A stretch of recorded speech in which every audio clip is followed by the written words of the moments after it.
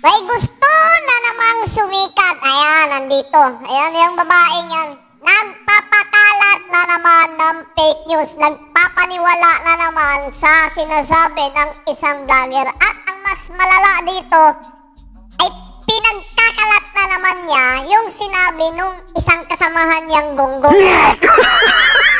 Ito yung mga sinabi niya, mga kababayan. Tangina, patulog ka na lang pero may nakakalap ka pang good news, no? Tangina, may nilabas na naman si vlogger na si Baliko. Eto, tingnan nyo guys ha, nasa taas. Sabi, panay punta pala ng ibang bansa itong si Sara Duterte nyo kasi nagpalaglag. Kung hindi ka ba naman, ay naku talaga. Ito, matindi yung akusasyon niya. Matindi. Nagpalaglag daw si BP Sara. Ewan ko kung nakarating na ba ito kay BP Sara, no? Na itong mga sinasabi nila. Pero sana, no, kung patas yung NBI patungkol sa sinasabi nilang dadakpin daw yung nagpapakalat ng fake news. Anong tawag nyo dito? Anong tawag nyo dito? Ito yung kumakalat na matinding akusasyon laban kay Sara Duterte na sinasabi ng isang vlogger na kuno at nito na may abortion daw na nangyayari. Pero ang tanong, nasaan yung ebidensya mo? Pukpuk. Asan? Akala ko ba kasalanan yung magpalaglag ng bata? Putang ina, wala ka palang sinasanto. Mamamatay tao ka na nga, magnanakaw ka pa. Matindi. Tang ina, nagpalaglag ka pa ng bata. Kanino ba yan?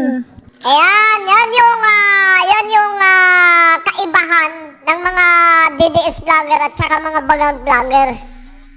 No? Wala sila, kahit walang ebidensya, hindi porket may nagsabi, totoo na. At hindi porket ewan ko, bayad ka siguro para siraan si Bibi. Pwede ka na mag-imbento ng krimen laban sa isang vice president. Tandaan mo, nasa official pa rin yan. Vice President pa ang pinagtritripan mo. Tarantadong to, hayop na to. Kung titignan mo, mas pukpuk pa ka pa nga baka ikaw, nasubukan mo nang magpa-abort. Sa mukha mo kasi yan, parang, ewan ko, ilang beses ka nang, nagpa-abort. Ito. Ayaw mo ba malaman kung kaninong anak yung dinadala mo na pinalaglag mo? Well, sa bagay, may kanya-kanya naman tayong choices, no? Pero ang sama pa rin, di ba? Ang sama na pinalaglag ka ng bata. Alam mo yan ang masama talaga pag may pag totoo yung sinabi mo, pero pag hindi to totoo, mas masama ka. Sasamain ka talaga. Humanda ka ng humanda-handa ka. Kasi ewan ko kung ngayong NBI hindi bias, sana mapanood to. tawa mo? Kasiraan to sa natin. Isipin yung vice president natin ginaganito. Grabe talaga. Baka mamaya yung pinalaglag mo dyan sa bata na yan, pera din ng taong bayan. Wow naman. Ito. Yung claim niya, seryosong seryosong paratang yan. Hindi yan simpleng opinion. Kapag sinasabi mong may ginawang krimen ang isang tao, or sabihin natin si BP Sara, kasi krimen yung abortion kailangan mo ng solid na evidence, solid proof, official report, may medical record ka ba, may legal complaint ka ba, may verified source ka ba, o yung source mo, yung vloggers lang din na nagsabi na ganito, ganyan. Kung wala ni isa, kung wala ka ni isa niyan na wala kang verified source or wala kang medical record kay BP, alam mo yan, marites ka lang.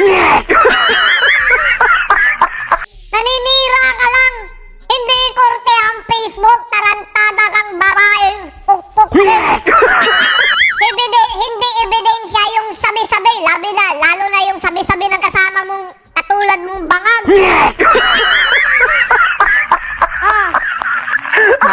Kasi diba nagta-travel ka tapos sinasabi, di umano, yung ginagamit mong pera, tax yun ng taong bayan. Hayop na yan. Magnanakaw talaga eh, no? Tapos ang sama-sama ng ugali. Sa bagay kasi naalala ko, yung may isang interview ka na sinabi mo dun, kung may pinagdadaanan ang isang tao, maliit na bagay lang yun kasi mas pa yung pinagdadaanan mo. Putang ina, makasarili ka talaga, Sarah. Hayop. Mas putang ina ka.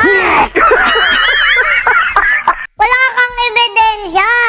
Wala kang ebidensya. Puro ka lang ngawa dyan. Nagpapakita ka ng tattoo mo. Halatang ginahasa ka eh. Ako. Okay, diretso na tayo. Hindi pwedeng basta-basta maniniwala at magpapakalat ng ganyang klaseng akusasyon. Lalo na kung wala kang matibay na ebidensya. Ang sinabi mo ay seryosong paratang laban kay BP Sara Duterte. At kapag mali ito, pwede itong pumasok sa libel. Diba?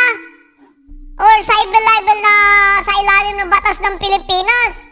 Kung gagawa ka ng kung gagawa ka ng storya, dapat may mga konkretong ebidensya ka. May ebidensya ka ba? Wala. Kasi wala lang. Gusto ko lang sirain si Sarah.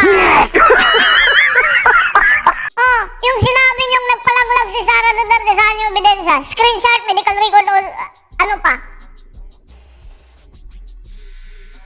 Diba? So, ano ibig sabihin nito? Kapag inakusahan mo ang isang tao ng mga krimen tulad ng abortion or misuse of public funds nang walang ebidensya, pwede kang makulong, tarantada. Sana makulong ka nga. Gago! Tanga! Inutil! Tarantado! Ay, nako. Sana sa mga nakapanood nito, pakikalat to, at kapitbahay ko naman yung mga Duterte, papakita ko nga to, ipapakita ko to, na-search ko na din yung ano nito eh, na-search ko na yung Facebook nito, at ayun, nag-ano na ako, ipapakita natin to, at sana, yung NBI natin, hindi mananahimik sa mga katulad nitong nagpapakalat ng fake news, no? Para hindi na sila dumadami. Halatang halata naman nagpapakalat lang ng fake news. O NBI! Alam nyo na gagawin nyo. Sa bagong natin dyan. Pero ba kahit pangit yung imahe mo, pero sana kung talagang matino ka, gawan mo ng action to. Hindi yung kung pabor lang sa kung pabor lang sa administrasyon, yun lang yung hinuhuli, yun lang yung ninyo. No? Kung hindi pabor sa administrasyon, huli agad. Ito. Anong gagawin nyo dito? Kung totoong yung serbisyo ninyo, pakinggan nyo to. Sana to. No, hanapan nyo to ng ebidensya. Ayun, yun lang yung sasabihin ko. At sa babaeng to, fuck you ka, babush.